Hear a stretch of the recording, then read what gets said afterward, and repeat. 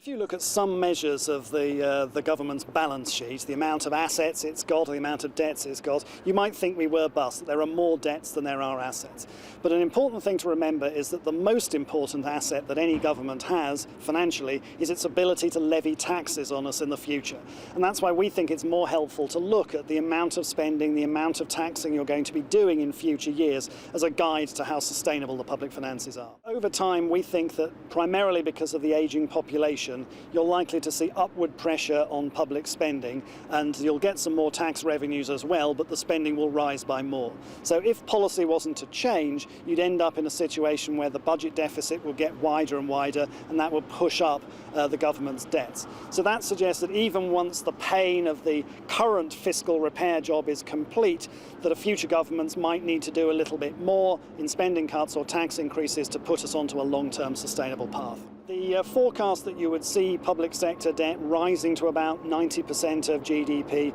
reflects the fact that if policy didn't change, you'd probably see the government spending more and more as a share of national income. Tax revenues would go up, but not quickly enough to make up the difference. And so it's that widening in the budget deficit that then leads government debt to go up, and if you didn't do anything about it at all, that would be unsustainable. It would go on and on. We estimate that if you want to get government debt back down to the sorts of levels it was prior to the financial crisis in the 2060s, rather than seeing it at 90% and rising, then once all the pain of the current fiscal consolidation is out of the way, you might need to have further tax increases or spending cuts of about £17 billion a year in today's money if you were to do it all at once in order to get you back onto a sustainable path. The pressures of the ageing population are certain enough to imagine that there is going to be this sort of upward pressure, and that suggests that when we've filled in the financial crisis-related hole in the public finances, there may still be a bit more repair work to do.